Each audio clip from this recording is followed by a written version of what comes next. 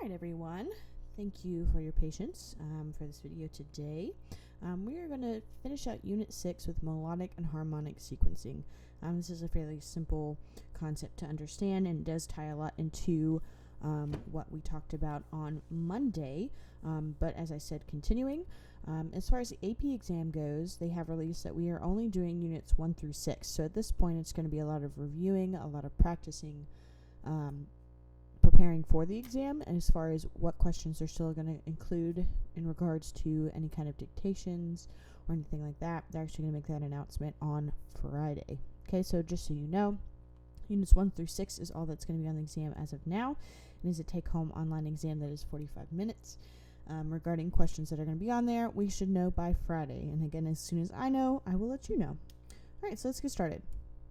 So as we talked about many times now, melody is pitches that are deliberately sequenced through time, produce an expressive musical statement known as a melody. Okay, so when we talk about melodic dictation, these are notes that succeed each other, and there's nothing really accompaniment, it's just one note at a time, right? And so that is a melody. To enrich their works, composers often develop motives, melodic segments, or entire melodies using melodic procedures that transform those original ideas in various ways, and are therefore sometimes called motivic transformation or thematic transformation, which we talked about on Monday. Okay, some procedures focus solely on rhythmic, pitch, and some focus on both. All right, so just to review, if we're talking about a transposed melody or transposed motive, again, those are two different things, but this term can be used for both of them. Okay, it's the same melodic content, but it's at a different pitch level. So I've got speakers, so hopefully you can hear this just a little bit better, but here's an example of a transposed melody motive.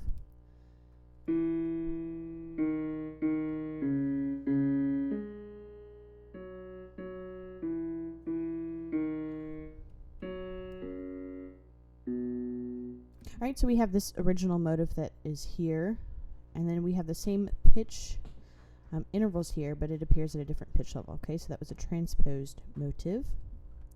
We can invert our motive or our melody. So as you can see here, we can either invert it to be going up by thirds or down by thirds. So the original melody sounds like this.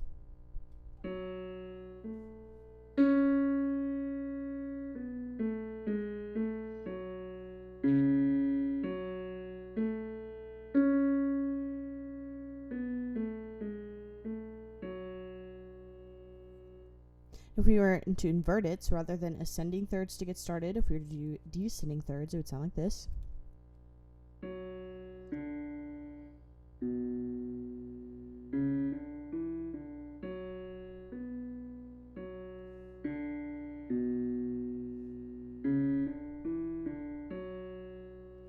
So we have the same melodic content within there, we're just changing how the intervals appear. Okay, we can extend it. So we have our original motive, we've repeated it, and then I've extended it just a hair to make it a little bit longer.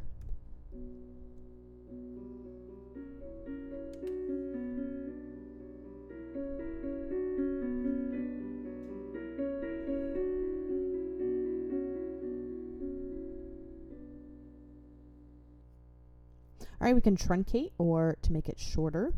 So here is the original 4-measure phrase.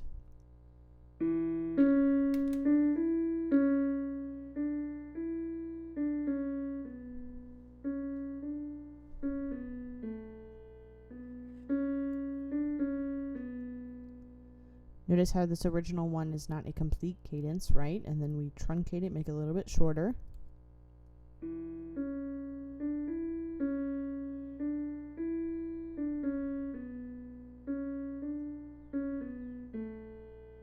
And that is more final there. Okay, and we can fragment it, so we can take our original motive that you see here, and we can separate it out. So we have this little part of the motive that's here that we fragmented here.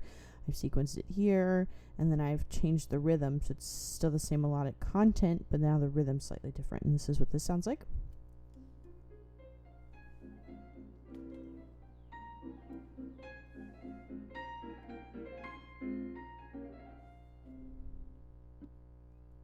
right, so now we talk about sequencing. So all these things that we've talked about before are how we can transform our motive or our melody, how we can make it more interesting, have an original idea, and play on that to continue to develop our piece to make it even more unique, right? So whatever that idea is that is unique to that piece, we now have built on it, and now we're going to talk about sequencing, which is just the last way that we can do that, okay?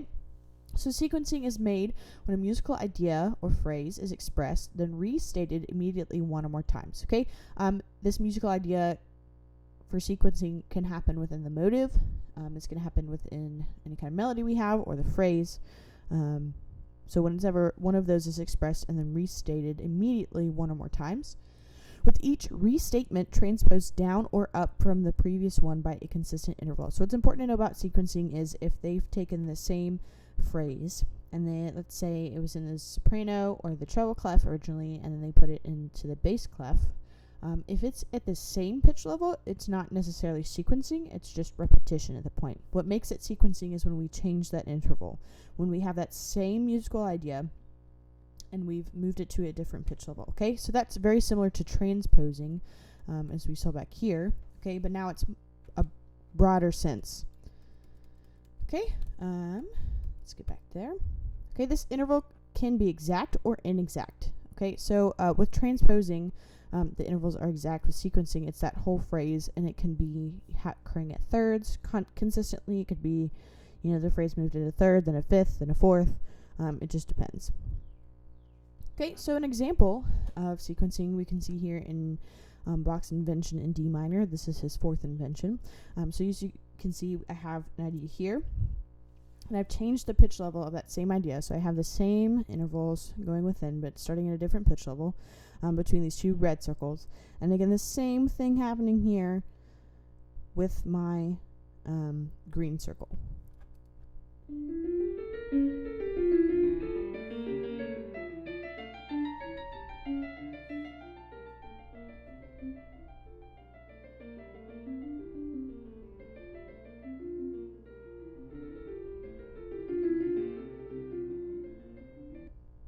Okay, we could actually argue that all of these are part of a sequence, right? So we have our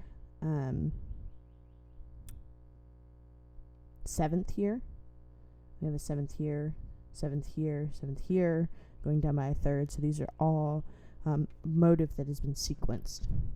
Okay, so if we get into melodic sequencing, again, a reminder that melody is pitches that are deliberately sequenced through time, produce an expressive musical statement known as a melody. Okay, melodic sequencing occurs when a melodic segment is followed immediately by one or more transpositions of the same segment. Okay, so for sequencing a melody, I've taken that melody and then multiple times transposed it, that one melody, and transposed it afterwards its original occurrence. Okay, the interval transposition is usually held to a constant size. For instance, a sequence of a third, if continued, will be followed by additional transpositions up a third, but does not have to. Again, keyword usually. It doesn't always have to be consistent intervals. Usually is. Okay, and a melodic sequence may occur with a corresponding harmonic sequence. So in a second, we'll talk about harmonic sequencing. They do not have to be separate, so we can have melodic and harmonic happening at the same time. So let's say we have a melody accompanied by a certain chord structure. Okay. If we're sequencing that, we're transposing it, maintaining those intervals with that harmonies accompaniment. Again, it can happen separate or together. Okay, so again, another example of melodic sequencing is what we see here in Bach's Invention number 4. So I have this idea, and I'm just changing the pitch level over and over, and you see it's recurring over and over again. I'm sequencing it.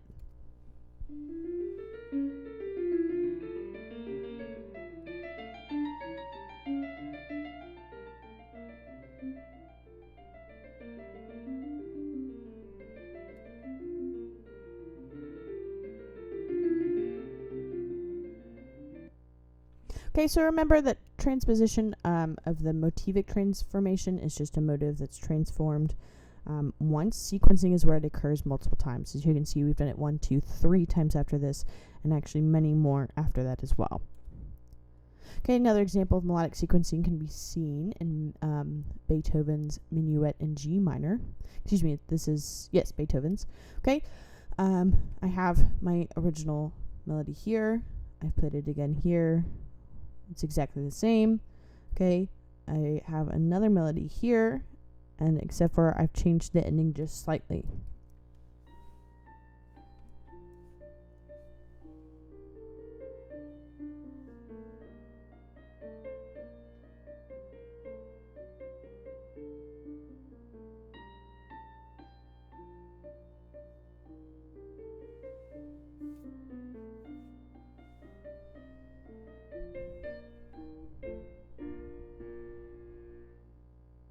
Alright, so harmonic sequencing is very similar to melodic sequencing, except for now we're talking about the harmony of whatever we're sequencing, right? So groupings of pitches that are successfully, or harmony is groupings of pitches that are successfully or simultaneously produced, form perceivable units known as chords. Chords relate to each other within an established musical style through the context of harmony. So it's just like when we talk about harmonic dictation, we're talking about the chords itself and not just an individual line. We're speaking more up and down, whereas melodic is very much left to right. Okay, harmonic sequencing occurs when a segment of chords is followed immediately by one or more transpositions of the same segment. So just like we talked about with melodic sequencing, we have this melody that we've had, and we've transposed it a couple of times immediately following the original. The same thing with harmonic sequencing. We have a certain flow of chords, and we're continuing that sequencing throughout. Okay, the interval of transposition is usually held to a constant size. For instance, a sequence up a third, if continued, will be followed by additional transpositions up a third. Harmonic sequence sometimes occurs with a corresponding melodic sequence. Okay, so usually, again, held to a consistent size, but not always. Alright, so here are two examples of that. So I have chords moving at a third, right? Or I have my relative major and minor here. Right? You can feel that progression going down, but I've maintained, going at the fifth, down a third from before, going to the fifth, down a third, blah, blah, blah, blah, blah. Okay, another example is descending fifths. We can feel that motion just moving forward, pushing, crawling down. Sirius says hello. He's here at the microphone. I don't know if he'll speak to you, but just be aware. Okay, so the difference between sequencing and transposing is sequencing has multiple occasions, where transposed is usually just once. Alright, so now on to our project. Just like you did with the motives and motivic transformation, you're going to be analyzing another piece of music. So like I've showed you several times within the previous presentation on Monday and the one today, you'll be looking at Bach's Invention in D minor. You will be looking at the entire piece. Okay, and you need to indicate all events of sequencing. So if you noticed, I've already given you a couple of examples of that motive that we had and how it was transformed. And that's not the only instance of that within this whole piece. Okay, so you already have the first couple. Your job is to continue to indicate all of those.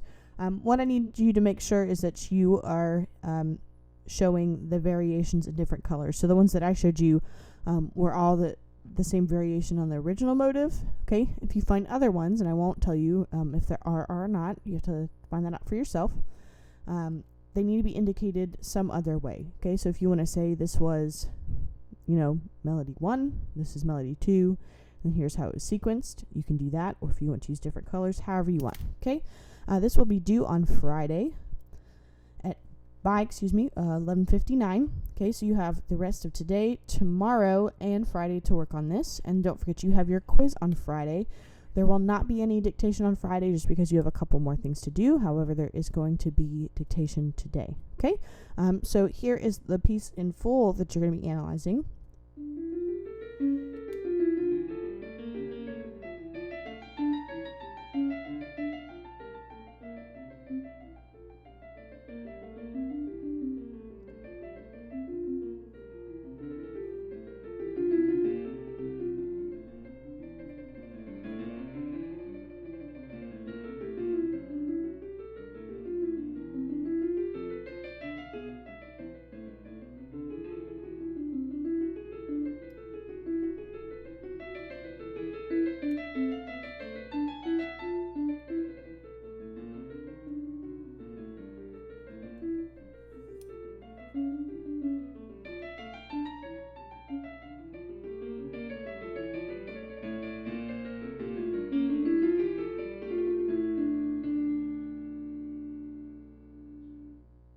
All right, you need to be looking at not only that melody that I showed you, but I want you to also be looking at the harmony, okay?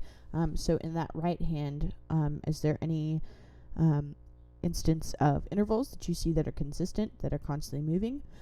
If not, you don't have to worry about it, but you should be looking at all of those things.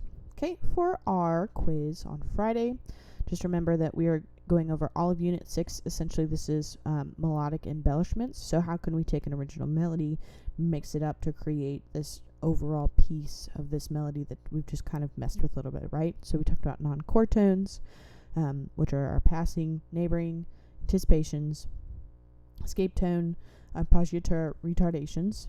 You can add suspensions to that as well. Okay, we have form, phrase, and melody, just being able to identify what those are. Like we talked about on Monday, what are our different kinds of motivic transformations? So how can we take that idea and transform it around? And then sequencing. Okay, so for our motivic transformations, think on a smaller scale, sequencing is a little bit of a larger scale. All right, if you have any questions, please let me know. Happy analyzing.